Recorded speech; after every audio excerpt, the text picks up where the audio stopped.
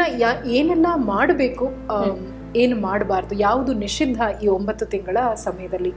ಹೌದು. So dos and don'ts ಪ್ರೆಗ್ನೆನ್ಸಿಯಲ್ಲಿ ಮೊದಲನೇದು, every mother ಇವಾಗ ಒಂದು ಗರ್ಭಿಣಿ ಆಗಿದ್ದಾಳೆ ಅಂದಿದ ತಕ್ಷಣ ಅವ್ರಿಗೆ ಒಂದು ಆಸೆ ಏನು ಅಂದರೆ ಪುಟ್ಟ ಮಗು ತುಂಬ ನೀವು ಹೇಳಿದ ಥರ ಸೊಸೈಟಿಗೆ ಹೆಲ್ಪ್ ಆಗಿರಬೇಕು. He should be very profound ಆಗಿರಬೇಕು, ಇಂಪಾರ್ಟೆಂಟ್ ಆಗಿರ್ಬೇಕು. Every mother has that dream.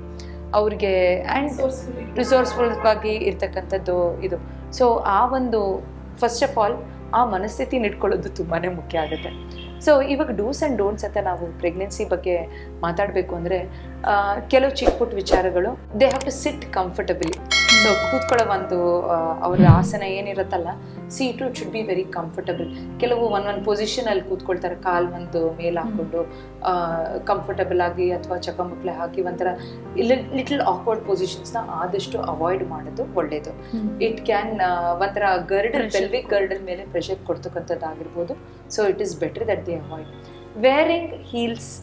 ಇವಾಗ ಇವೆಲ್ಲ ಚಿಕ್ಕ ಚಿಕ್ಕ ವಿಚಾರಗಳು, ಹೀಲ್ಸಲ್ಲಿ ಹಾಕ್ಕೊಂಡು ಓಡಾಡ್ಕೊಳ್ಳೋದು. ಸೊ ಪ್ರೆಗ್ನೆನ್ಸಿ ಟೈಮಲ್ಲೂ ಆದಷ್ಟು ಅದನ್ನು ಅವಾಯ್ಡ್ ಮಾಡಿ. It should not cos any kind of physical harm also. ಜಾರಿ ಬೀಳೋದಾಗೋದು ಅಥವಾ ಬ್ಯಾಲೆನ್ಸಲ್ಲಿ ತೊಂದರೆ ಕೊಡಿಸೋದು, ಮೈಕೈ ನೋವು ತರಿಸೋದು, ಬೆನ್ನಲ್ಲಿ ನೋವು ತರಿಸೋದು. ಸೊ ಅಂಥದ್ದನ್ನು ಆ್ಯಕ್ಟಿವಿಟೀಸ್ಗೆ avoid as much as heels ಆ ಥರದ್ದು. ಮತ್ತು ನಮ್ಮ ಸೆನ್ಸ್ ಆರ್ಗನ್ಸ್ನ ತುಂಬ ಡ್ಯಾಮೇಜ್ ಮಾಡ್ತಕ್ಕಂಥದ್ದು ಕೆಲವು. For example hearing lot of loud music, ಅಥವಾ ಇಷ್ಟ ಇಲ್ಲದೆ ಇರೋ ಟಾಪಿಕ್ಸ್ ಬಗ್ಗೆ ತುಂಬ ಮಾತಾಡೋದು, ಟಿ ವಿಯಲ್ಲಿ ನಡ್ತಕ್ಕಂಥ ಡಿಬೇಟ್ಸನ್ನ ತುಂಬ ಕಾನ್ಸಂಟ್ರೇಟ್ ಮಾಡಿ ನೋಡೋದು. All of this is very confusing for even a lady to grasp. So it is also the same thing even for the foetus. ಇದ್ರದ್ದು ನಮ್ಮ ಒಂದು ಮಾತು ಏನಿರುತ್ತಲ್ಲ, ನಾವು ಏನು ಮಾತಾಡ್ತೀವಿ, ತಾಯಿ ಏನು ಮಾತಾಡ್ತಾಳೆ, ತಂದೆ ಏನು ಮಾತಾಡುತ್ತೆ, ಅದು the foetus is able to easily grasp. ಅದಕ್ಕೆ ಹುಟ್ಟಿರುವಾಗ ಕೂಡ ಒಂದು ತಾಯಿಯ ಒಂದು ಧ್ವನಿ ಅಥವಾ ಟಚ್ಚಲ್ಲಿ ಆ ಮಗು ಸೂತನಾಗುತ್ತೆ. So it is very in tune with the mother. So what she thinks, grasps, all of this is also influencing. So ಆದಷ್ಟು being away from it, and even looking at ತುಂಬ ಹಾರರ್ ಫಿಲ್ಮ್ಸ್ ನೋಡೋದು, ಅಥವಾ ತುಂಬ adventures ಆಗಿರೋದು, ಒಂಥರ mind grip ಮಾಡೋದು, ಅಥವಾ ತುಂಬ ಯೋಚನೆ ಮಾಡ್ತಕ್ಕಂಥದ್ದು, ಅದನ್ನೆಲ್ಲ ಆದಷ್ಟು ಅವಾಯ್ಡ್ ಮಾಡೋದು ತುಂಬ ಒಳ್ಳೆಯದು. And even to do with smells, ತುಂಬ ಪರ್ಫ್ಯೂಮ್ ಹಾಕ್ಕೊಳ್ಳೋದು ಅಥವಾ ಅಬ್ನಾಕ್ಷಿಯಸ್ ಆಗಿರೋ ವಾಸನೆಗಳನ್ನು ಹೆಚ್ಚಾಗಿ ತಗೊಳ್ಳೋದು. Actually they will be very sensitive ಪ್ರೆಗ್ನೆನ್ಸಿಯಲ್ಲಿ. ಸೊ ಅವರಿಗೆ ಸ್ವಲ್ಪ ಸ್ಮೆಲ್ ಇದ್ರು ದೇ ಫೀಲ್ ನಾಶಿಯಸ್. ಸೊ ಆದಷ್ಟು ಅದನ್ನೆಲ್ಲ ಅವಾಯ್ಡ್ ಮಾಡೋದು ಒಳ್ಳೆಯದು. ಹಾಗೆ ಆಹಾರದಲ್ಲಿ ತುಂಬ ಖಾರವಾಗಿರೋದು, ಉಪ್ಪು ಹುಳಿ ಖಾರ ಜಾಸ್ತಿ ಇರೋದು, ತುಂಬ ಸ್ವೀಟ್ಸ್ಗಳು ಹೆಚ್ಚಾಗಿ ತಗೊಳ್ಳೋದು. We have to have a look at it, take everything in moderation. ಈ ಉಪ್ಪು ಹುಳಿ ಖಾರ ಜಾಸ್ತಿ ತಗೋಬೇಡಿ ಅಂತ ಹೇಳ್ತಾರೆ. ಕೆಲವು ಸಲ ಈ ನಾಸಿಯಾ ಅಥವಾ ವಾಂತಿದ್ದು ಒಂದು ಫಸ್ಟ್ ಟ್ರೈಮಿಸ್ಟರಲ್ಲಿ ಎಸ್ಪೆಷಲಿ 15th ವೀಕ್ವರೆಗೂ ಇರುತ್ತೆ, where they feel very sensitive. ವಾಂತಿ ಬರಂಗಾಗುತ್ತೆ, ಕೆಲವ್ರಿಗಂತೂ they just vomit it out.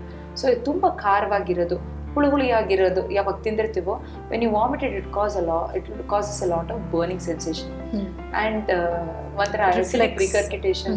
It's not very good for the system. So ಆದಷ್ಟು have very bland food. By chance ಏನಾದರೂ ಆ ಒಂದು ಸೆನ್ಸೇಷನ್ ಬಂದರೂ it will not irritate the gastric mucosa. So ಆ ಒಂದು ಕಾರಣಕ್ಕೆ so try and have very bland food, ಅದು ಬಂದಿರೋದು. ಸೊ ಜೊತೆಗೆ ಟೇಕಿಂಗ್ ಲಾಟ್ ಆಫ್ ಕಫೀನ್, ತುಂಬ ಕಾಫಿ ಹೆಚ್ಚಾಗಿ ತೊಗೊಳ್ಳೋದು, ಒಂದು ಚಿಕ್ಕ cup, they're use to it, somehow it is okay.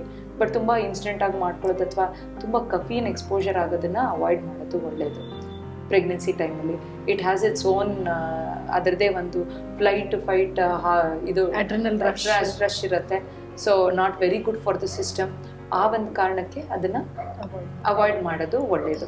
ಅದೇ ರೀತಿಲಿ ತುಂಬ ಟ್ರಾವೆಲ್ ಮಾಡೋದು, ಬಂಪಿ ರೋಡ್ಸಲ್ಲಿ ಟ್ರಾವೆಲ್ ಮಾಡೋದು. ಕೆಲವರು ಹೇಳ್ತಾರೆ ಇವಾಗ ತುಂಬ ಈ ಮಡ್ಡಿ ರೋಡ್ಸು ಅದನ್ನೆಲ್ಲ ಟ್ರಾವೆಲ್ ಮಾಡಿ ಕ್ರಾಂಪ್ಸ್ಗಳು ಬರೋದು, ಹೊಟ್ಟೆ ನೋವುಗಳು ಬರೋದು, ಅವೆಲ್ಲ ತೊಂದರೆಗಳು ಕಾಣಿಸ್ಕೊಳುತ್ತೆ.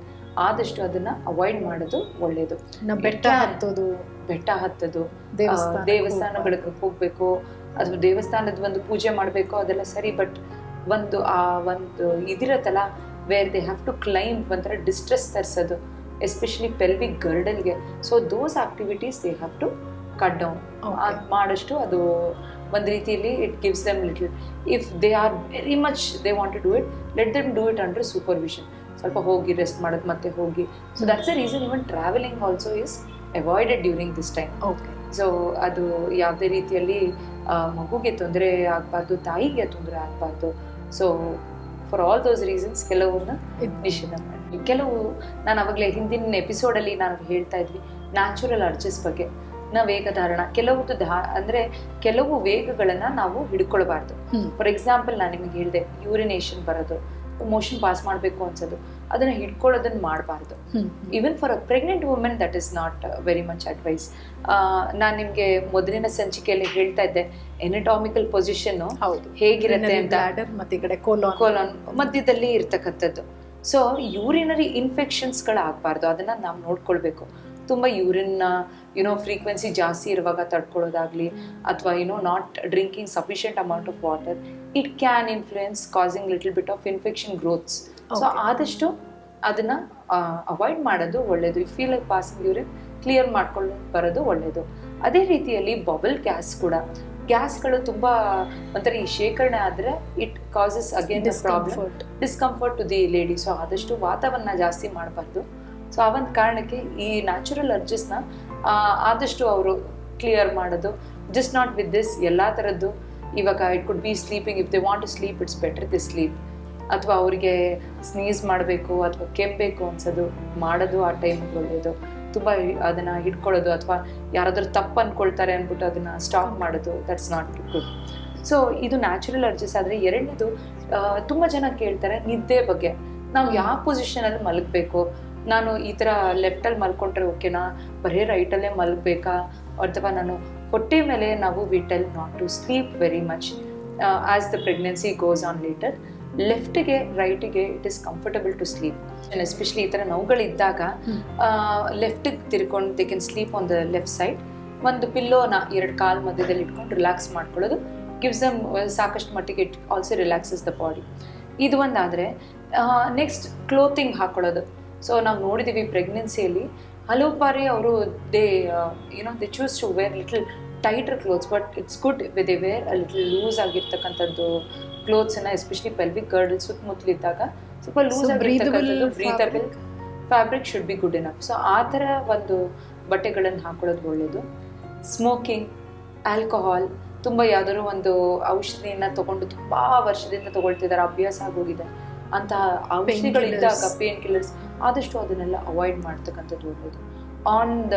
ಇವಾಗ ಹಾಗೆ ಹೋಗಿ ಒಂದು ರೀತಿಯಲ್ಲಿ ಔಷಧಿಗಳನ್ನು ತೊಗೊಳ್ಳೋದು, ಫಾರ್ಮಸಿಲಾಗಲಿ ಕೌಂಟ್ರಲ್ಲಿ ಹಾಗೆ ತೊಗೊಳ್ಳೋದು. ಸೊ ಅದನ್ನೆಲ್ಲ ಅವರು ಒಂದು ವೈದ್ಯರ ಸಲಹೆ ಮೇಲೆ ತೊಗೊಳ್ಳೋದು ಉತ್ತಮ. ಆದಷ್ಟು ಆ ಥರದ್ದೆಲ್ಲ ತೊಗೊಳ್ಬಾರ್ದು. should not be taking lot of medications during this time unless and until it is advised. So ಇದು ಒಂದು ಗಮನದಲ್ಲಿ ನಾವು ಇಟ್ಕೊಳ್ಬೇಕಾಗಿರೋದು.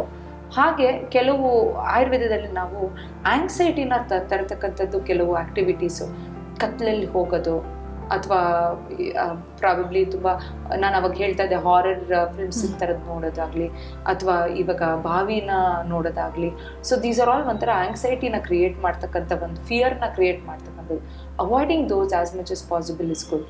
ಸೊ ಅದು ಯಾವುದೇ ರೀತಿಯಲ್ಲಿ ದೇಹದಲ್ಲಿ ಹಾರ್ಮೋನಲ್ ಇಂಬ್ಯಾಲೆನ್ಸ್ ತಂದು ಅಥವಾ ಭಯನ ಉಂಟು ಮಾಡಿ ಬೇರೆ ಥರ ತೊಂದರೆಗಳನ್ನ, ಅದು ನಮಗೆ ಟ್ರ್ಯಾಪ್ ಆಗಿ ಆಂಗ್ಸೈಟಿ ತರುತ್ತೆ ಆ್ಯಂಡ್ ದಟ್ ಕ್ಯಾನ್ ಇನ್ಫ್ಲುಯೆನ್ಸ್, ಒಂದು ರೀತಿಯಲ್ಲಿ it can influence the foetus also. So ಆದಷ್ಟು ಅದನ್ನ ಅವಾಯ್ಡ್ ಮಾಡೋದು ಒಳ್ಳೆಯದು.